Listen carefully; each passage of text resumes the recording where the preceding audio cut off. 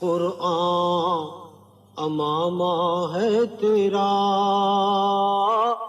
منبر تیرا عرش بری، یا رحمت للعالمین، یا رحمت للعالمین۔ الحمدللہ رب العالمین والصلاة والسلام علی سید الانبیاء والمرسلین، اللہم صلی علی سیدنا و مولانا محمد وعلی آلہ واصحابہ وبارک وسلم وصلی علیہ۔ دنیا کے تمام دیکھنے والوں کو، تمام چاہنے والوں کو، تمام پیار کرنے والوں کو، اور جہاں جہاں تک اس وقت میری آواز کو سنا اور مجھے دیکھا جا رہا ہے، جنید اقبال کی جانب سے انتہائی محبت کے ساتھ السلام علیکم۔ ایک بار پھر ناظرین، رحمت للعالمین صلی اللہ علیہ وآلہ وسلم کی ٹائٹل سے پی ٹی وی ہوم کی خصوصی نشریات کے ساتھ میں حاضر خدمت ہوں۔ 1500 سالہ جشن سرکار مدینہ صلی اللہ علیہ وآلہ وسلم کی ولادت باسعادت کا ہے۔ آغاز کرتے ہیں سب سے پہلے مہمانان کا تعارف۔ پہلی شخصیت آپ کے ہمارے ہم سب کے انتہائی قابل احترام، ہردل عزیز، بہت ہی خوبصورت گفتگو کرتے ہیں، حافظ قرآن ماشاءاللہ، ممتاز اسکالر جناب ڈاکٹر جمیل راٹھور صاحب موجود ہیں۔ آپ کو خوش آمدید، السلام علیکم۔ دوسری شخصیت بھی یقیناً کسی تعارف کے محتاج نہیں، ممتاز اسکالر ہیں، کمال گفتگو کرتے ہیں، جناب سہیل شفیق صاحب ہمارے ساتھ موجود ہیں۔ آپ کو بھی خوش آمدید، السلام علیکم۔ اور تیسری شخصیت ہمارے اساتذہ میں شامل، یقیناً کسی تعارف کے محتاج نہیں ہیں، کمال گفتگو کرتے ہیں، 12 سے زیادہ کتابوں کے مصنف ہیں، محترم جناب پروفیسر ڈاکٹر محمد احمد قادری صاحب موجود ہیں۔ آپ کو بھی خوش آمدید، السلام علیکم۔ وعلیکم السلام۔ اور آخری شخصیت ناظرین، اب ان کا تعارف میں کیا کرواؤں صاحب، تقریباً 45 برسوں سے ماشاءاللہ رسول کریم صلی اللہ علیہ وآلہ وسلم کی ثنا اور توصیف پی ٹی وی کے اسی ادارے سے کر رہے ہیں، اور اس برس ان کو ماشاءاللہ صدارتی تمغے کے لیے جو ہے نامینیٹ کیا گیا ہے۔ آپ کے ہمارے ہم سب کے انتہائی قابل احترام سینئر شناخواں جناب رئیس قدیری صاحب ہمارے ساتھ موجود ہیں۔ آپ کو بھی خوش آمدید، السلام علیکم۔ بات یہ ہے صاحب کہ آج جو موضوع ہے نا، میں چاہتا ہوں جتنی بھی مائیں بہنیں بیٹیاں اس وقت ٹیلی ویژن اسکرین کے سامنے موجود ہیں، بہت توجہ کے ساتھ اس پروگرام کو سنیے گا۔ یہ جو آج عورتیں پرچارک ہیں نا اس بات کی کہ انہیں ان کے حقوق دیے جائیں، ان کو آزادی دی جائے، مجھے سمجھ نہیں آتا کہ عورت کن حقوق کی بات کر رہی ہے۔ میں یہ نہیں کہتا کہ عورت کے ساتھ اس دور میں زیادتی نہیں ہو رہی، میں یہ نہیں کہتا، کاروکاری کے نام پہ، تیزاب پھینکنے کے نام پہ، حقوق سلب کرنے کے نام پہ، ورثہ جو ہے اس پہ غاصب بن کر بیٹھنے کے نام پہ یا قبضہ کر لینے کے، ٹھیک ہے یہ مسائل موجود ہیں، آج بھی موجود ہیں۔ مجھے سمجھ نہیں آتا کہ ان کو یہ بات سمجھ کیوں نہیں آتی کہ اس عورت کا مقام کیا تھا، اس کی عزت کیا تھی، اس کی توقیر کیا تھی۔ یعنی آپ ذرا سوچئے نا، ذرا ایک ونڈو کھولیں 1450 برس پہلے، سرکار مدینہ صلی اللہ علیہ وآلہ وسلم کی بارگاہ اقدس میں چلیں۔ سرکار مدینہ صلی اللہ علیہ وآلہ وسلم کی بعثت سے پہلے اس عورت کو ورثے کے اندر منتقل کر دیا جاتا تھا۔ اس کے سر کے اوپر ایک یوں کہیے کہ سیل کا ٹیگ لگا ہوا تھا، جس وقت چاہتے تھے اس کو فروخت کر دیتے، جس وقت چاہتے تھے اس کو منتقل کر دیتے تھے۔ اس کی کوئی وقت، کوئی حیثیت نہیں تھی، کچھ بھی نہیں تھی، کوئی آزادی نہیں تھی۔ بیٹیوں کو زندہ درگور کر دیا جاتا تھا پیدا ہوتے ہی۔ لیکن قربان جائیں، رسول کریم صلی اللہ علیہ وآلہ وسلم کی ظاہری بعثت کے بعد سرکار مدینہ صلی اللہ علیہ وآلہ وسلم نے یہ بتلایا کہ اس عورت کا مقام ڈیفائن کیا، اس عورت کو ماں بتلایا، اس عورت کو بہن بتلایا، اس عورت کو بیٹی بتلایا، اس عورت کو بیوی بتلایا، اور ہر رشتے میں اس کا اپنے مقام اور مرتبہ جو ہے دنیا کے سامنے رہتی دنیا تک واضح کر دیا۔ آئیے نا ذرا، سیدہ کائنات بی بی فاطمہ الزہرا سلام اللہ علیہا جب رسول کریم صلی اللہ علیہ وآلہ وسلم کی بارگاہ اقدس میں تشریف لاتی تو سرکار علیہ السلام اپنی بیٹی کی توقیر کس طرح سے کرتے تھے؟ اس طرح سے کرتے تھے کہ رہتی دنیا تک مثال قائم کی کہ بیٹیوں کے ساتھ اس انداز سے سلوک کرنا چاہیے۔ میں اس کی تفصیل میں نہیں جاتا۔ آئیے نا ذرا اس امت کی پہلی ماں ام المومنین حضرت خدیجہ الکبریٰ سلام اللہ علیہا کی بارگاہ میں چلے نا۔ آج عورت کہتی ہے کہ ہم انٹرپرینیورشپ کرنا چاہتے ہیں، کریں، کس نے منع کیا ہے؟ رسول کریم صلی اللہ علیہ وآلہ وسلم نے جو سرٹن آپ کو لمٹس دیے ان لمٹس میں رہ کے کریں۔ اگر قدغن لگانی ہوتی تو حضرت خدیجہ الکبریٰ سلام اللہ علیہا جو اس وقت کی عرب ورلڈ کی ٹاپ امپورٹر اور ٹاپ ایکسپورٹر تھیں کہ سارا عرب ورلڈ ایک طرف تھا، لیکن میری آپ کی ماں حضرت خدیجہ الکبریٰ سلام اللہ علیہا کی امپورٹر ایکسپورٹ ایک طرف تھی، تو سرکار مدینہ صلی اللہ علیہ وآلہ وسلم نے ان کو جو ہے وہ قدغن ان پر نہیں لگائی، ان کو روکا نہیں ہے، بلکہ ان کو مکمل طور پہ جو آزادی اسلام نے دی ہے گیون باؤنڈریز میں، وہ آزادی ان کو ملی، اور انہوں نے اپنے آپ کو پروف کیا، وہ دین اسلام کی معاون و مددگار بنی۔ میری ماں حضرت عائشہ صدیقہ سلام اللہ علیہا، میں قربان ہو جاؤں ان پہ، حمیرہ کہہ کے پیار سے بلایا کرتے تھے سرکار علیہ السلام، عائش کہہ کے بلایا کرتے تھے، اور فرماتے تھے کہ 2/3 دین اگر سیکھنا ہے تو ان سے سیکھو۔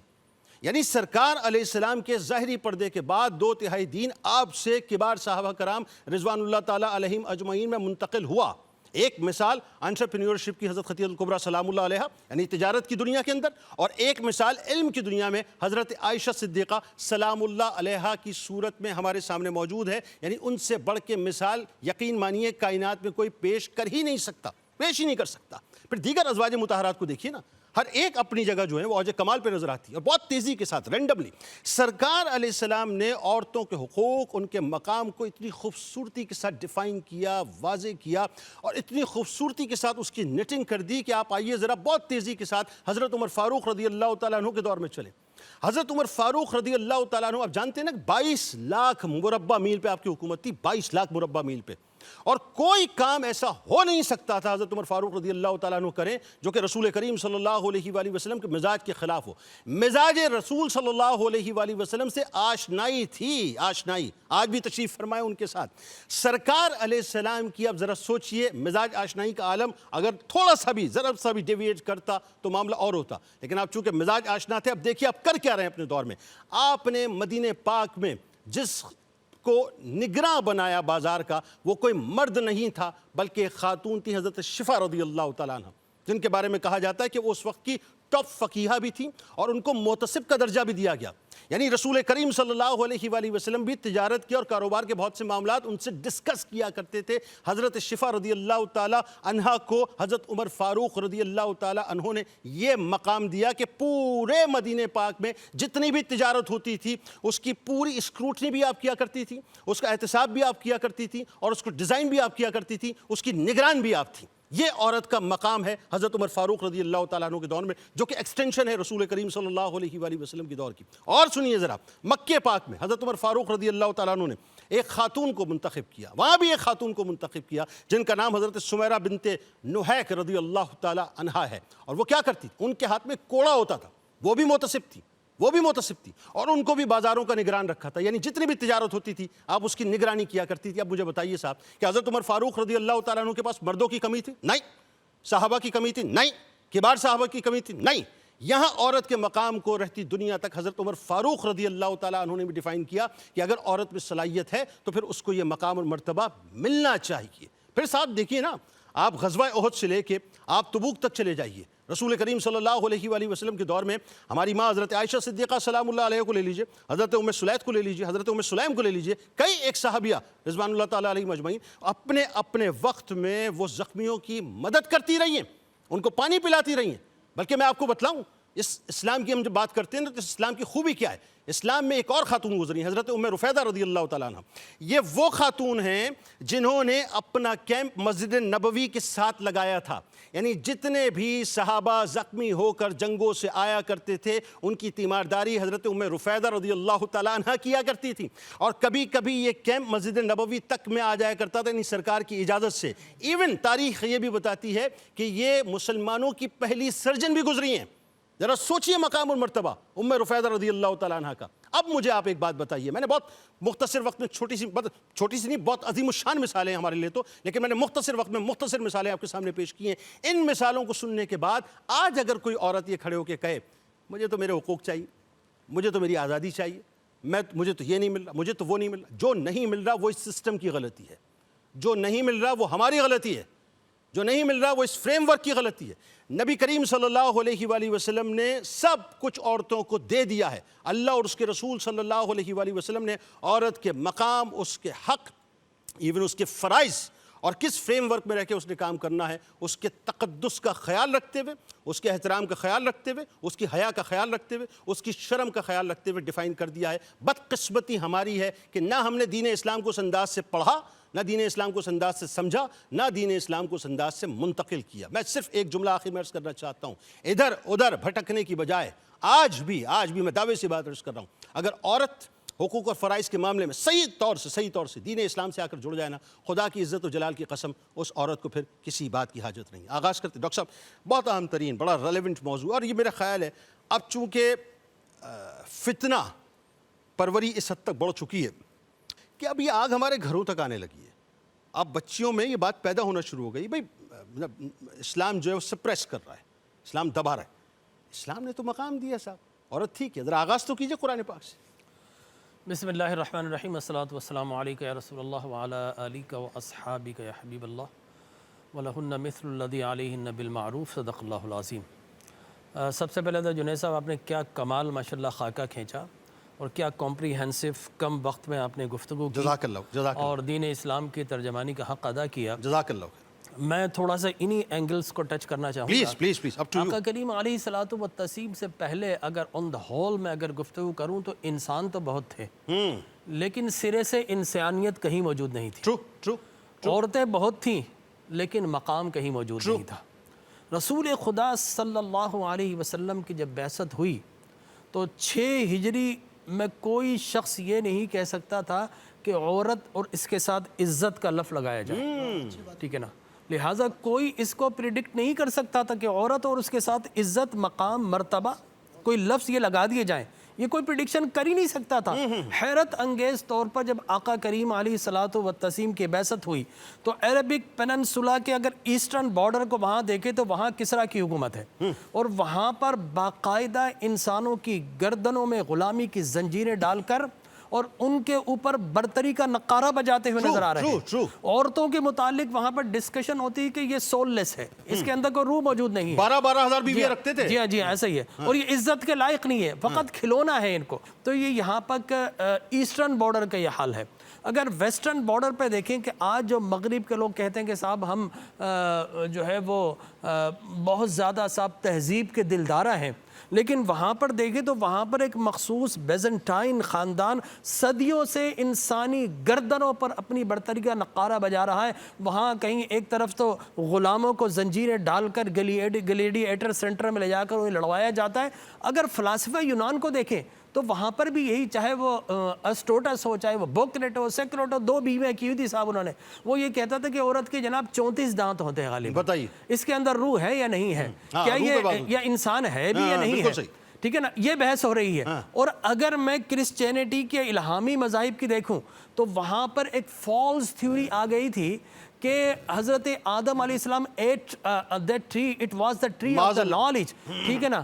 اور ایو حضرت حوا علیہ السلام کی وجہ سے انہوں نے پھل کھا لیا، اس جرم کی پاداش میں انہیں جنت سے بے دخل کر دیا گیا، لہٰذا عورت جو ہے قصوروار ٹھہری۔ اور 581 اور 586 عیسوی میں جو روم کے اندر کانفرنس ہوئی اس میں ڈکلیئر کر دیا گیا باقاعدہ عورت در روح موجود نہیں ہے۔ لہٰذا عورت کا یہ عالم تھا کہ عورت جو ہے وہ تماشائے دنیا بن چکی تھی، جانوروں سے بدترین ان کا مقام تھا، یہ عورت کا عالم تھا۔ انہیں پڑھنے نہیں دیا۔ ہپاشیا کو دیکھیں، وہ سائنٹسٹ تھی، اسے گرم، اور گلیلیو کو دیکھیں، اس کی آنکھوں کو جو ہے باقاعدہ گرم دیا سلائی لگائی گئی کہ تم نے پڑھا کیوں ہے، تعلیم کو محدود کر دیا گیا تھا، باقاعدہ کوارڈینل سسٹم تھے۔ تو عورت جو ہے وہ درندگی اور بے رحمی کا شکار تھی۔ میں سمجھتا ہوں کہ women were seeking a severe, کہ کوئی آئے جو ہمیں بچائے، تو اللہ کی رحمت جوش میں آئی، اور عبداللہ کے گھر میں مکہ کے مقام میں بطن آمنہ کی مقدس امانتوں سے حبیب خدا صاحب جود و سخا، مرکز فیض و رضا، صاحب دنا فتد اللہ کی تشریف آوری ہوئی۔ حضور کیا آئے، زمانے میں انقلاب آ گیا، سسکتی ہوئی انسانیت کو قرار آ گیا، ظلمت شب زیابار ہو گئی، اور پستی سے نکل کر انسان ہمدوش ملائکہ ہو گیا۔ وہ جو رہزن تھے وہ رہنما بن گئے، جو قاتل تھے وہ مسیحا بن گئے، اور جو خائن تھے وہ امی بن گئے۔ حضور آئے، ماں کو نہ پایا، لیکن آپ کی جو رضائی ماں تھی جب وہ آ جایا کرتی تھی تو آپ ان کے لیے کھڑے ہو جایا کرتے، چادر بچھا دیا کرتے تھے۔ آپ کی دودھ شریک بہن شیمہ آئی حنین و طائف میں، آپ رو پڑے، آپ نے ان کے لیے چادر بچھا دی۔ آپ نے بیٹی کو کہا فاطمہ تو بدعۃ منی، فاطمہ میری جگر کا ٹکڑا ہے۔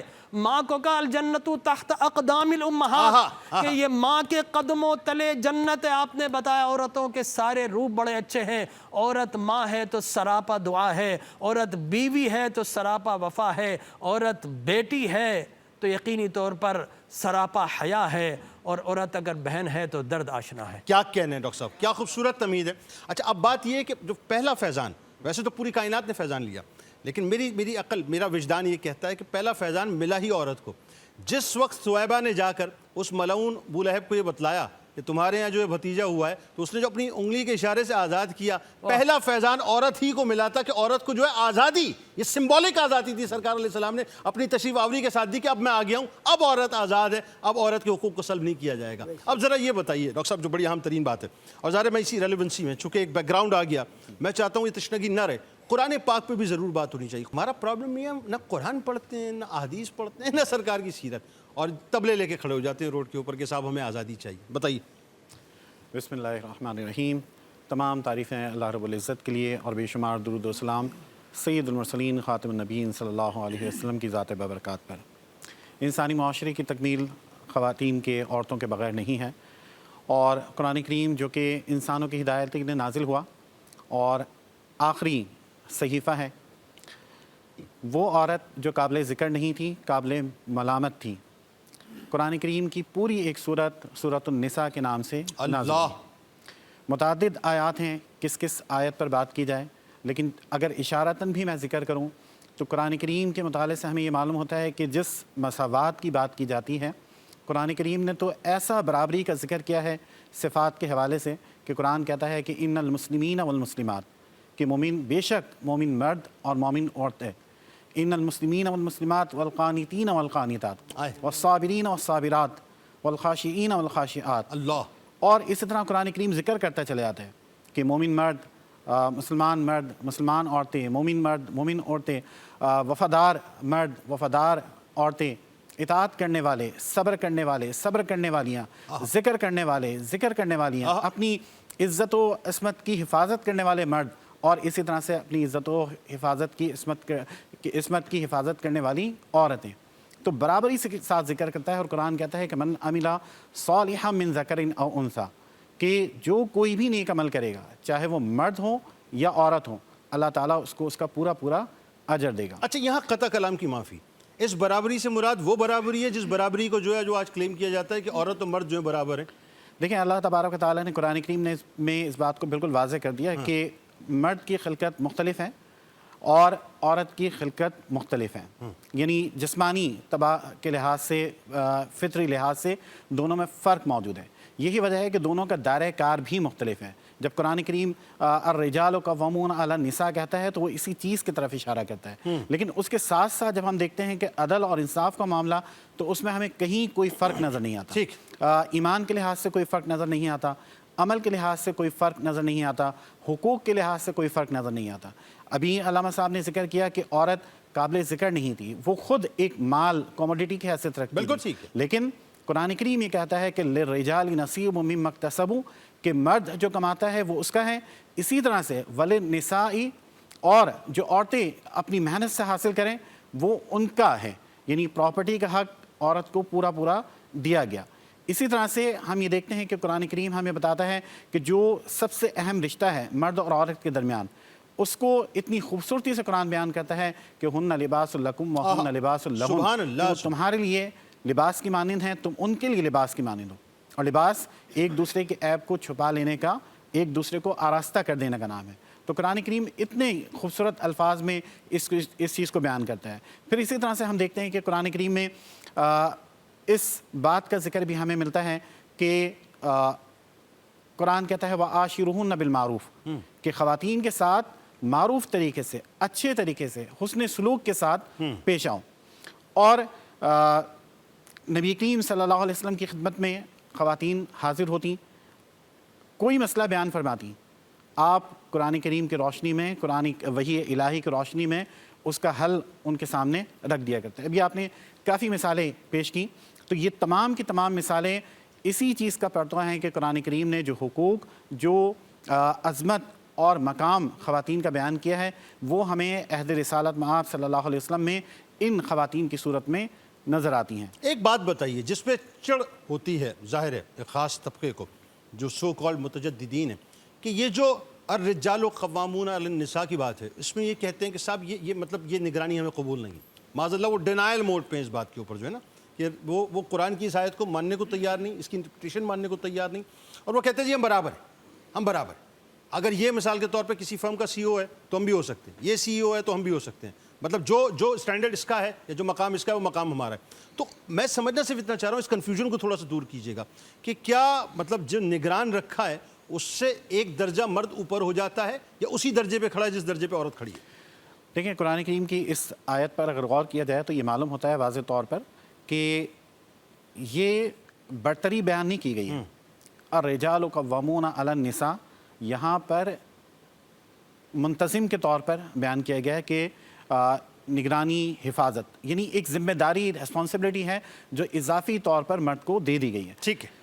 اس کا یہ ہرگز مطلب نہیں ہے کہ جیسے بھی آپ نے ایک مثال دی کہ عورت کیوں نہیں کس ادارے کی سی ہو سکتی, کس ادارے کی منتظم کیوں نہیں ہو سکتی, بالکل ہو سکتی ہے. لیکن اللہ تبارک و تعالیٰ نے قرآن کریم میں جو یہ رتبہ مرد کا بیان کیا ہے یہ معاشرے کو سامنے رکھ کر بیان کیا گیا, انسانی معاشرے کے لحاظ سے, کیونکہ جب فطری طور پر مرد مضبوط ہے اس کے اوپر یہ ذمہ داری قرآن کریم عائد کرتا ہے. نبی کریم صلی اللہ علیہ وسلم کی سیرت سے ہمیں یہ بات معلوم ہوتی ہے, عورت جس رشتے میں بھی ہو, بیٹی ہے تو باپ اس کی کفالت کا ذمہ دار ہے, بیوی ہے تو شوہر کی ذمہ داری ہے کہ وہ اس کی تمام ضروریات کو پورا کرے. تو یہ جو ذمہ داری اور ریسپانسبلٹی ہے یہ قوامون کہہ کر جو ہے بیان کی گئی ہے.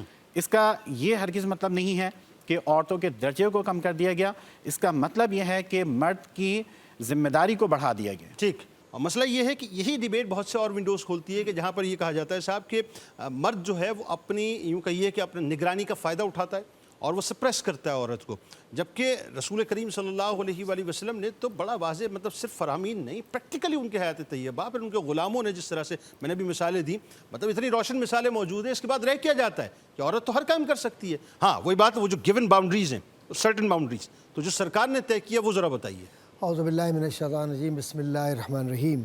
مولا صلی وسلم دائما ابدا علی حبیبک خیر الخلق کلہم یا رب بالمصطفیٰ بلغ مقاصدنا واغفر لنا ما مضى واسع الکرم. بعد حمد و صلوات کے اپنے سرنامہ کلام میں اور ہمارے پیارے بھائی ڈاکٹر جمیل راٹھور صاحب نے اور میرے عزیز ڈاکٹر سہیل شفیق صاحب نے اصل میں ان بنیادی مبادیات کی طرف اشارہ کیا ہے جو اسلام کے حسن کو ان نابینا لوگوں تک پہنچا رہا ہے جو اسلام کے حسن کو دیکھ نہیں پا رہے. ٹھیک. تو ان کی آنکھوں کو کھولنے کی ضرورت ہے اور اس کے لیے چاہیے پراپر آپریشن, سرجری.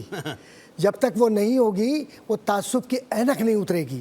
اصل بات. اور وہ تعصب کی اینک بالکل ایسے ہی ہے کہ جب یہودیوں کو لگی تو وہ حضور کے خلاف ہو گئے, معاذ اللہ, اور جب ان کو لگی تو یہ اسلام کے خلاف ہو گئے. لگائی بھی کالی والی ہے, بالکل وہ جو بالکل فٹ کالی ہوتی ہے نا وہ لگا. ختم اللہ علی قلوبہم, بس پکی پکی مہر ہے. اللہ تعالیٰ ان کی مہر کو دور کرے اور ان کی قلوب پر نور مصطفیٰ صلی اللہ علیہ وسلم کا ایسا خوبصورت زاویے کے ساتھ عکس پڑے کہ یہ مومن ہو جائیں, ان کے دماغ کھل جائیں. اب آئیے ذرا سے اس طرف, وہ جو لفظ آپ نے استعمال کیا صحیح پروٹیکٹر, دیکھیے ایکچوئل جو ڈیلیگیشن آف پاور ہے ڈاکٹر صاحب, میں آپ سب کی توجہ چاہوں گا, ڈیلیگیشن آف پاور کے اندر اختیار کلی کس کے پاس ہے؟ ایبسولوٹ پاور اللہ کے پاس. اللہ نے کس کو اختیار دیا؟ تفویض اختیار حضور اکرم صلی اللہ علیہ وآلہ وسلم کو دیا. حضور نے اپنا وہ اختیار شورائیت کے ذریعے وشاورہم فی الامر معاشرے کے اندر دیا, اور معاشرے میں انہوں نے یہ تقسیم نہیں کی کہ یہ مرد ہے یہ عورت ہے, وہ تو پہلا مشورہ جا کے ہی عورت سے کر رہے ہیں. آئے ہائے اللہ, پہلی اطلاع دی وہ کسی مرد سے مل سکتے تھے, خاندان کے لوگ موجود تھے, بنی ہاشم کے چراغ بجھے تو نہیں, بہت اچھے ڈاکٹر صاحب آ سکتے تھے, لیکن آ کے کہتے ہیں زملونی زملونی, اور قریب آئے قربت آئے تو کہا یہ کیفیت ہے, میں نے یہ دیکھا. تو اس کے بعد جو جملے ہیں اللہ اکبر, وہ جملے کیا تاریخی جملے. آپ کیا کرتے ہیں؟ غریبوں کی مدد کرتے ہیں, جو ضرورت مند ہوتے ہیں ان کی ضرورتیں پوری کرتے ہیں, اور ہر وہ شخص جو بےکس ہو ناقص ہو اس کے مددگار بن کر آپ یعنی یوں کہیے کہ جو دنیا کا اس کائنات کا سب سے بڑا مشن تھا, اس مشن کی رازدان جو ہے وہ ایک عورت کو بنایا گیا پہلے, اور اس مشن کی جو سب سے پہلی موٹیویٹر بنی وہ بھی ایک عورت بنی, وہ بھی عورت بنی. اچھا اب آئیے, پیسے کی ضرورت ہے بھائی, نبوت کا ادارہ قائم ہو گیا, اعلاء کلمۃ الحق پہنچ گیا, سارا معاملہ پہنچ گیا. ڈاکٹر صاحب توجہ چاہوں گا, لیکن اس کے پشت پر اللہ تبارک و تعالیٰ نے عورت کو وہ پیسہ دیا, طاقت دی, ذہن دیا اور مشورہ دیا اور ہمت اور حوصلہ دے کر میری ماں کو جس کے پیٹ سے فاطمہ پیدا ہو رہی ہے, جس کے گھر سے کربلا سامنے آ رہی ہے, اگر وہ عورت دین اسلام کے تحفظ کے لیے نہ نکلتی تو کون ہوتا جو آج اپنے آپ کو مسلمان کہتا ہے؟ اور پھر ورقہ بن نوفل کا یہ کہنا کوئی چھوٹے جملے تو نہیں تھے کہ آپ اللہ کے نبی برحق ہیں, اور جو تصدیق کی ورقہ بن نوفل نے وہ بھی آپ کے سامنے.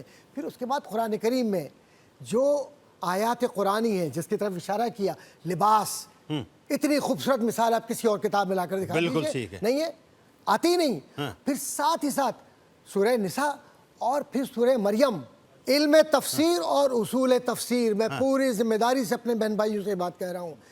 علم تفسیر اور اصول تفسیر, تفسیر ابن عباس کی ہم بات کرتے ہیں نا, تفسیر ابن عباس بعد میں آتی ہے, تفسیر عائشہ پہلے آتی ہے, اللہ جس کو اکبر. مسانید کے اندر ہے. اللہ اکبر. آؤ نہ پڑھو تو صحیح. اللہ تفسیر عائشہ کے اندر 172 مسائل ہیں اور تقریباً 911 اس کے اندر مسانید کے اندر ایک ایک بات کہہ دی گئی جو بیٹی اپنے باپ سے نہیں کہہ سکتی, وہ میری ماں نے معاشرے کو بتلا دیا کہ زندہ کیسے رہنا ہے. اللہ. پھر اس کے بعد ہاں. آپ ذرا سا اور دیکھیں کہ یہ دین اسلام جتنا لبرل ہے, جتنا آسانی دیتا ہے, پٹیاں کون کر رہی ہے؟ عورتیں عورت کر رہی ہے. بالکل ٹھیک. مرد کی کروٹ کون بدل رہی ہے؟ عورت بدل رہی ہے. بالکل ٹھیک. اور پھر ایک وقت آتا ہے جب آواز دی جاتی ہے, آواز پر تو ویسے تو پابندی ہے نا عورت کی, لیکن آواز دی جاتی ہے تو وہ آواز بلند ہے, اور عورت کی آواز کو مرد سن رہے ہیں, وہاں تو کوئی غلاظت نہیں آ رہی ذہن کے اندر.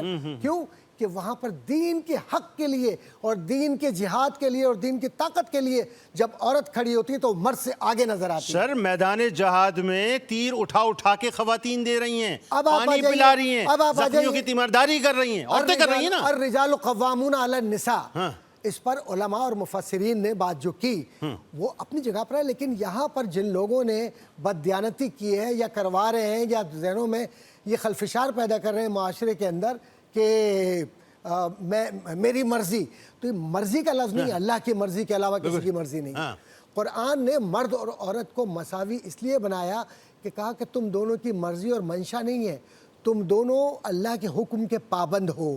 تو اب تلک حدود اللہ, عورت کو اس سے زیادہ کیا مرتبہ مقام دین دے گا, اور کوئی دین نہیں دے سکا کہ عورت اگر یہ کہتی ہے کہ یہ نسب اس مرد سے ہے تو پھر کسی کی ضرورت نہیں ہے. اور عورت جب چاند کی گواہی دیتی ہے اور وہ عورت رمضان کی چاند کی گواہی دیتی ہے تو ایک گواہی بھی معتبر ہے. ٹھیک, موجودہ دور میں جو حالات ہیں اس پہ بھی بات کریں گے. رئیس صاحب, کیا میں اب آپ سے کیا کہوں, آپ تو ظاہر ہے مطلب آپ کا تو ہر کلام سبحان اللہ, تو کوئی کلام تو پیش فرمائیں اس موقع پہ. حبیب رب اللہ محمد شفیع روز جزا محمد نگاہ کا مدعا محمد خیال کا آسرا محمد خیال کا آسرا محمد حبیب رب اللہ محمد میں اپنی عقبا سوارتا ہوں اور انہی کو پہ ہم پکارتا ہوں میں اپنی عقبا سوارتا ہوں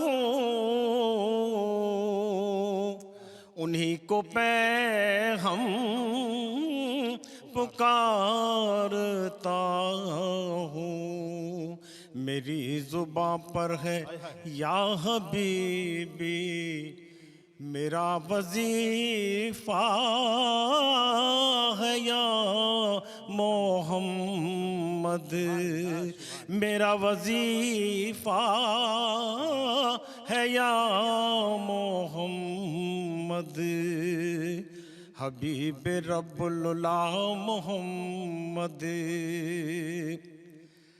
اور درود بھیجا ہے خود خدا نے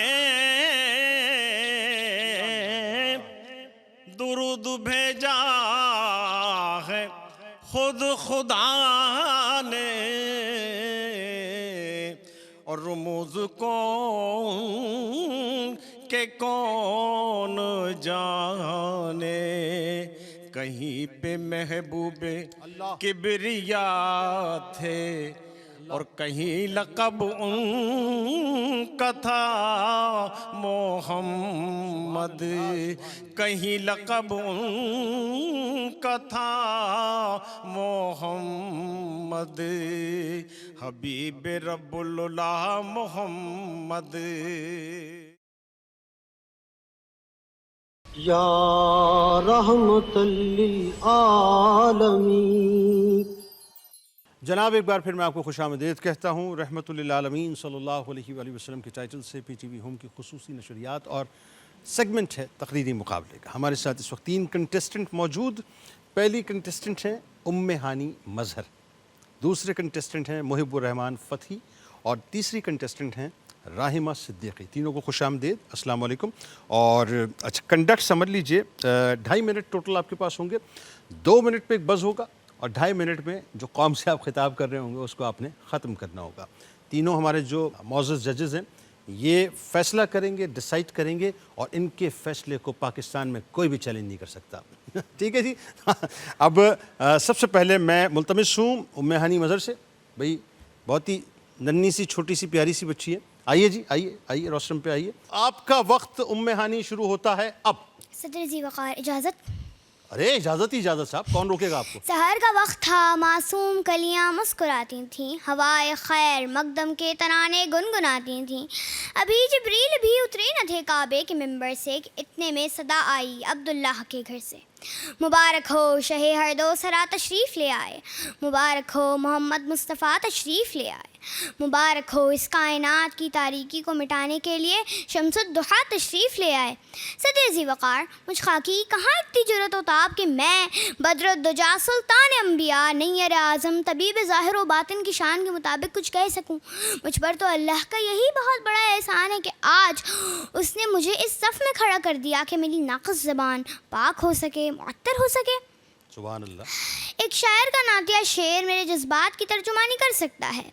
शायाने नबी कैसे कोई मद्दाह सरा हो, सरकार की तौसीफ़ का हक़ कैसे अदा हो। अल्लाह। सदर ज़ी वक़ार मैं आज इस मौके का फ़ायदा उठाते हुए इस बात की जानब तवज्जो दिलाना चाहती हूँ कि हम इश्क़ मुस्तफ़ा के दावेदार तो हैं, पर क्या इस दावे की दलील भी है?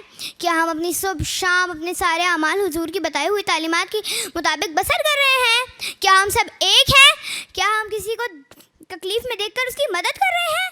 अफसोस सदर ज़ी वक़ार, अफसोस। अगर ऐसा होता तो आज हमारे फ़लस्तीनी भाई तड़प ना रहे होते, आज वो आज़ाद होते। मेरे काबिल इज़्ज़त सामाईन इकराम, आएँ आज हम अहद करते हैं कि हम अपने मोहसिन सैयदना सादात ख़ातमुन नबीय्यीन सल्लल्लाहु अलैहि वसल्लम की बताई हुई तालीमात के मुताबिक ज़िंदगी बसर करेंगे, ताकि हमें रोज़े महशर साहिब मिंबर अर्श बरी के सामने नदामत ना पेश आए। और अब मैं अपनी तकरीर का इख्तिताम कुछ आशार से करना चाहती हूँ जो मेरे प्यारे आका खुर्शीद ख़ावर रहमतुल्लिल आलमीन की शान में बयां किए गए हैं। इल्हाम है जामा तेरा, कुरान इमामा है तेरा, मिंबर तेरा अर्शे बरी, या रहमतल लिल आलमीन, या रहमतल लिल आलमीन। शुक्रिया। सलामत रहें। मौजू है मिंबर तेरा अर्शे बरी। तो मैं ज़रा ये जजेस से ये भी कहूँगा कि ये भी जहन में रखिएगा कि मौजू से मुताबिकत रखती हुई तकरीर किसकी है। अगले मुकर्रर से मैं मुल्तमिस हूँ मुहिब्बुर रहमान फ़तही, तशरीफ़ लाएँ। और मुहिब्बुर रहमान आपका वक्त शुरू होता है अब। नात के मिसरे में मिंबर तेरा अर्शे बरी के साथ मुत्तसिल रहमतुल लिल आलमीन का ज़िक्र इस बात की दलील है सदर अली वक़ार कि अर्शे बरी को हुजूर सल्लल्लाहु अलैहि वसल्लम का मिंबर कहना दरअसल उनकी अज़मत का खूबसूरत तरीन इस्तिआरा है। हुजूर की ज़ात से जुड़े तमाम सिफ़ातो कमालात, आपकी शफ़क़त व मवद्दत और आपके खूबसूरत अखलाक इतने कामिल व मुकम्मल हैं कि आपकी ज़ात की तक़दीस आपको अर्शे बरी के शायान शान बनाती है। और ऐसा क्यों न हो कि जिस ज़ात की वजह से रब दुनिया तख्लीक कर दें, अर्शे बरी को उनके कदमों की खाक होने में क्या तकल्लुफ़ होगा कि जब हुजूर के मर्तबे का कमाल ये था कि एक ही रात में मस्जिद अक्सा बुलवाए गए, जिन्होंने वहाँ भी सफ़र किया जहाँ जिब्राइल के पर भी जल जाएं, जो इसी अर्श पर खालिक दो जहाँ के रूबरू हुए, जिन्होंने तमाम अंबिया की इमामत की, जो आसमान की वसअतों को तस्खीर करने निकले तो तमाम अंबिया से मिलने सिदरतुल मुंतहा तक जा पहुँचे। सो सदर अली वक़ार کہ ممبر تیرا عرش بری یا رحمت للعالمین، ممبر تیرا عرش بری یا رحمت للعالمین۔ جس ذات کو رحمت للعالمین کہا جائے، جس کے لائق مقام عرش بری سمجھا جائے، اس کی صفات بھی ایسی ہی بے مثال ہوتی ہیں صدر علی وقار۔ عرش بری پر مسند افروز ہونے والے کا پیغام، اس کی گفتگو بھی اتنی ہی محترم، مقدس اور بلند پایا ہوتی ہے۔ سو وہ تکالیف تو سہ لیتے ہیں لیکن دعوت اسلام نہیں ترک کرتے، وہ پتھر تو برداشت کر لیتے ہیں لیکن اہل طائف کے لیے بددعا نہیں کرتے، وہ ہجرت تو کر لیتے ہیں لیکن قحط سالی میں ہجرت کرنے پر مجبور کرنے والے کے لیے دعا ترک نہیں کرتے۔ اور عالم کے لیے رحمت کی یہی عظمت شان تھی کہ وہ یتیموں کے ماوا ٹھہرے، ضعیفوں نے انہی سے دادرسی چاہی، حیوانات نے بھی انہی سے اپنے دکھ بیان کیے، اور عرش بری کی بلندی پر ممبر کا ہی اعزاز تھا کہ ساری دنیا میں آپ کا پیغام گونجا۔ لیکن رحم دلی اتنی تھی کہ مکہ کے فاتح بن کر لوٹے تو بدترین دشمن کو بھی معاف کر دیا۔ سو جب ایسی ہزارہا صفات ہوں گی تو ہم اپنے پیغمبر کے لیے فقریہ گنگنائیں گے کہ ممبر تیرا عرش بری یا رحمت للعالمین، ممبر تیرا عرش بری یا رحمت للعالمین۔ شکریہ۔ سبحان اللہ، ماشاء اللہ، سلامت رہو محب الرحمان۔ اور آخری کنٹیسٹنٹ ہیں راحمہ صدیقی صاحبہ، تشریف لائیے، اور راحمہ آپ کا وقت شروع ہوتا ہے تب۔ ممبر تیرا عرش بری، یہ جملہ دراصل ہمارے دلوں میں عظیم مقام کی یاد تازہ کرتا ہے جو مقام حضرت محمد صلی اللہ علیہ وسلم کے ممبر کو حاصل تھی۔ مدینہ منورہ میں موجود وہ ممبر جہاں حضرت محمد صلی اللہ علیہ وسلم نے اپنے امتیوں کو اخلاص، محبت اور ایمان کا پیغام دیا، جہاں بیٹھ کر آپ صلی اللہ علیہ وسلم نے انسانیات کے لیے رحمت اور ہدایت کے الفاظ فرمائے۔ ممبر تیرا عرش بری ایک بلند و مقدس مقام ہے جہاں پہ حضرت محمد صلی اللہ علیہ وسلم کا کلام جاری ہو۔ جناب علی صدر حضرت جابر بن عبداللہ رضی اللہ تعالی عنہ سے روایت ہے کہ جب آپ صلی اللہ علیہ وسلم جمعے کے دن خطبہ دیا کرتے تھے تو آپ صلی اللہ علیہ وسلم ایک کھجور کے تنے کے ساتھ ٹیک لگا کر دیا کرتے تھے۔ جب آپ کے لیے ممبر بنایا گیا تو اس پہ تشریف فرما ہو گئے تو وہ کھجور کا تنا آگ کے فراغ میں رونے لگا۔ یہ منظر بتاتا ہے کہ ممبر رسول سے محبت کرنا بھی سعادت ہے۔ اب ضرورت اس عمل کی ہے کہ ہم سے ممبر کی عظمت کو صرف الفاظ میں نہ بیان کریں بلکہ اس پر دیے گئے پیغام کو اپنی زندگیوں میں اپنائیں۔ جناب علی صدر، ممبر تیرا عرش بری جملہ ایک بہت احساس مند جملہ ہے اور ہمیں چاہیے کہ جو اس پہ پیغام دیا گیا اس پر عمل کریں، اور ہماری ایمان کی علامت یہی ہے کہ اس پیغام پر عمل کریں۔ اللہ تعالیٰ ہم سب کو اس حضرت محمد صلی اللہ علیہ وسلم پر دیے گئے پیغام پر عمل کرنے کی توفیق دے۔ والسلام علیکم ورحمۃ اللہ وبرکاتہ۔ وعلیکم السلام ورحمۃ اللہ وبرکاتہ۔ ظاہر ہے تینوں ججز صاحبان جب تک فیصلہ مرتب کریں، میں دو تین باتیں بیٹا آپ سے عرض کروں۔ بہت پر امید ہوں آپ تینوں سے انشاءاللہ، ٹیلنٹ بہت ہے، آپ اس میں کوئی دوسری رائے نہیں۔ ایک تو یہ کہ یہ لفظ آپ نے کہا انسانیات، یہ ہے انسانیت، ٹھیک ہے۔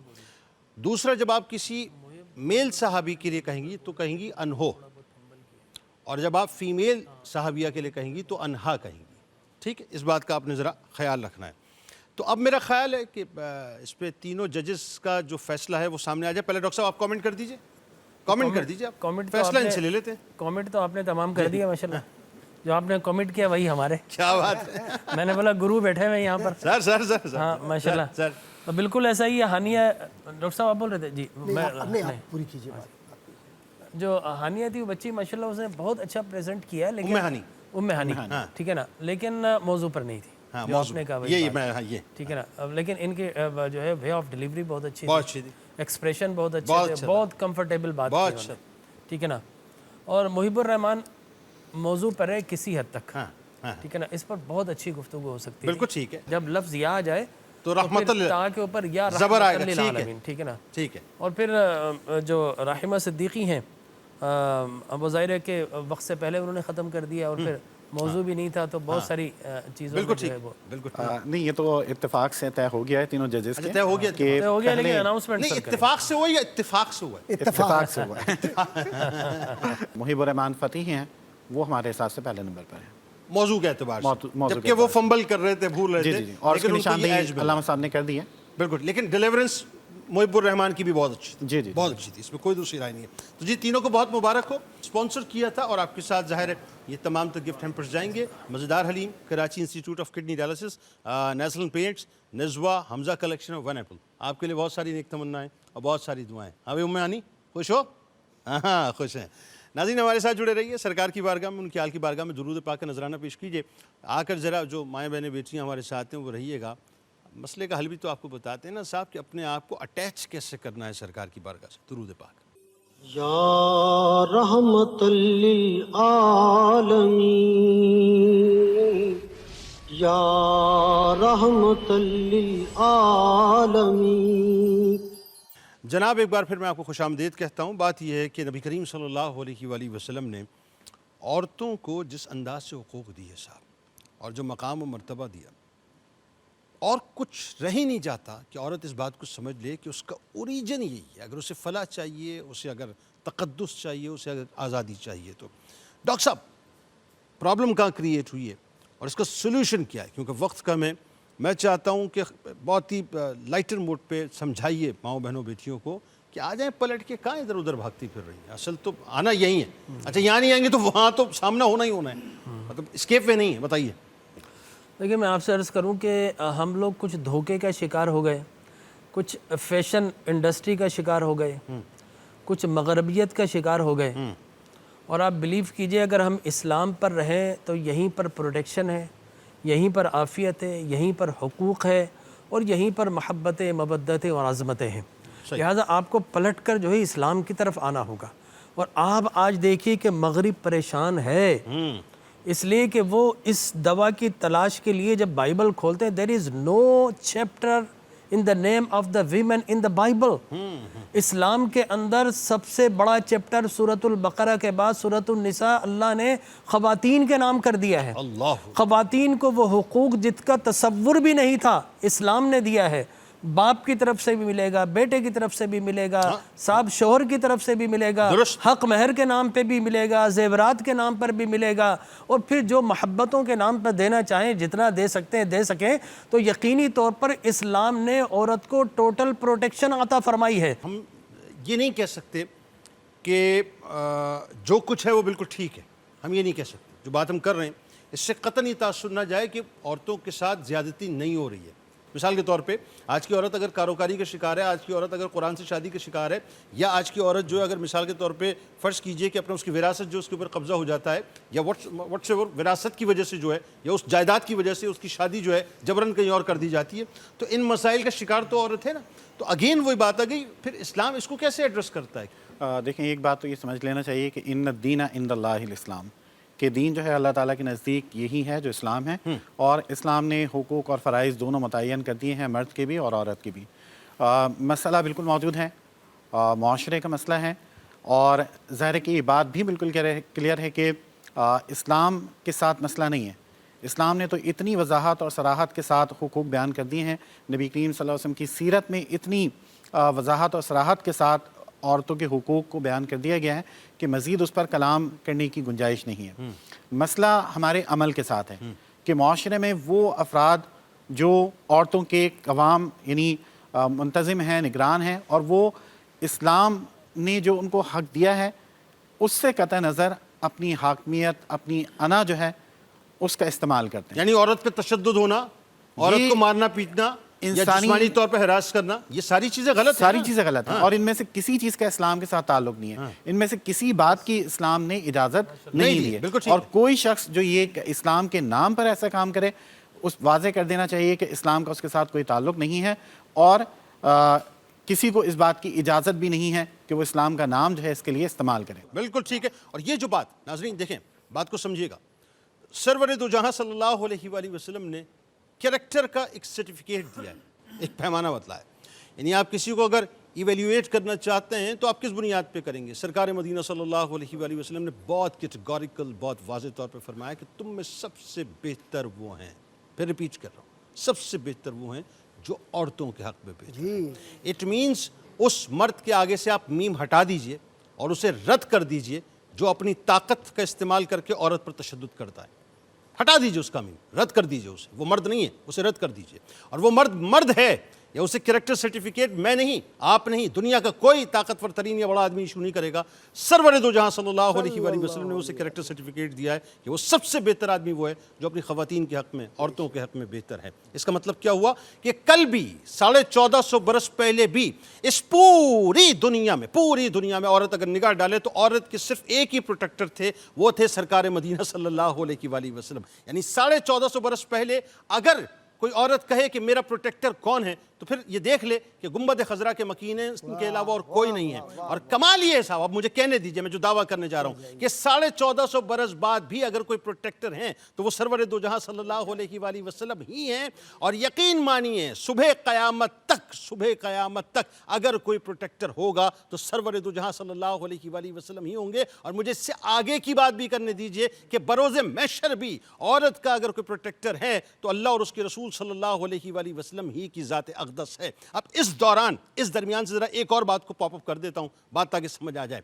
1450 برس پہلے سرکار علیہ السلام نے بتلایا نا کہ عورت کا پروٹیکٹر میں ہوں، میرا اللہ ہے، میرا قرآن ہے، میرا دین ہے، ایسا ہی ہے نا صاحب؟ یعنی مدینے والی سرکار نے بتلایا کہ عورت کو کہیں ادھر ادھر بھاگنے کی ضرورت نہیں ہے کیونکہ اس کی پروٹیکشن کی ضمانت میں نے اور میرے اللہ نے لی ہے۔ 1450 برس کے بعد برطانیہ کا ایک ادارہ ہے جس کا نام ہے انشور مائی ٹرپ، جائیے ابھی گوگل کیجئے، موبائلز نکالیے، اپنے ٹیبلٹس نکالیے، ابھی گوگل کیجئے، لکھیے انشور مائی ٹرپ۔ انشور مائی ٹرپ نے ایک سروے کیا ڈاکٹر صاحب، پوری دنیا کا سروے کیا، اور سروے یہ تھا کہ which is the safest city for women in the world, یہ ان کا سوال تھا، پورا سروے تھا۔ سروے کنڈکٹ کرنے کے بعد آپ کو معلوم ہے جواب کیا آیا ہے؟ جواب میں امریکہ نہیں آیا جو بڑا کہتا ہے صاحب کہ عورت کے حقوق اور عورت کے ویمن رائٹس کی باتیں کرنا ہے، یو کے نہیں آیا کہ جو بڑے ویمن رائٹس کے دعوے دار بنتے، فرانس نہیں آیا، جرمنی نہیں آیا، ہانگ کانگ نہیں آیا، رشیا نہیں آیا، کوئی ملک نہیں آیا۔ کون سا ملک آیا؟ وہ آیا جو اوریجن ہے عورتوں کے حقوق کا۔ وہ کون سا شہر ہے؟ وہ مدینہ پاک ہے۔ انشور مائی ٹرپ نے لکھا کہ the safest city for the woman in the world is only مدینہ پاک۔ 1450 برس کے بعد، یعنی 1450 برس پہلے بھی سرور دو جہاں صلی اللہ علیہ وآلہ وسلم پروٹیکٹر تھے، اور 1450 برس بعد بھی سرور دو جہاں صلی اللہ علیہ وآلہ وسلم کی زمین مدینہ پاک ہی عورت کی پروٹیکٹر ہے۔ اور مدینہ پاک کے بن جائیے اور مدینہ والی سرکار کے بن جائیے، یہاں بھی عزت ملے گی، توقیر ملے گی، اور وہاں بھی مقام ملے گا اور عزت ملے گی۔ اس دعا، اس امید، اس یقین کے ساتھ اجازت دیں، اللہ تعالیٰ آپ کا، ہمارا، ہم سب کا حامی و ناصر ہو۔ اللہ حافظ جناب۔ کرم آج بالائے بام آ گیا ہے، کرم آج بالائے بام آ گیا ہے، کرم آج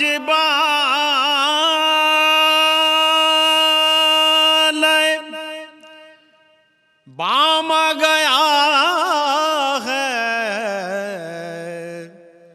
زباں پر محمد کا نام آ گیا ہے، زباں پر محمد کا نام آ گیا ہے، کرم آج بالائے۔ مجھے مل گئی دونوں عالم کی شاہی،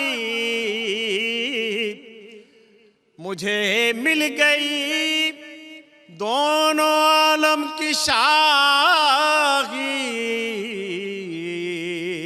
اور میرا ان کے منگتوں میں نام آ گیا ہے، میرا ان کے منگتوں میں، اور مجھے مل گئی دونوں عالم کی شاہی، اور میرا ان کے منگتوں میں نام آ گیا ہے، کرم آج بالائے۔ اور مزہ جب ہے سرکار،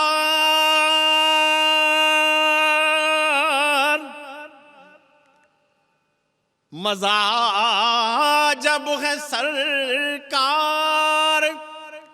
محشر میں کہہ دے کہ وہ دیکھو ہمارا غلام آ گیا ہے، وہ دیکھو ہمارا غلام آ گیا ہے، کرم آج بالائے۔ اور چراغاں ہوا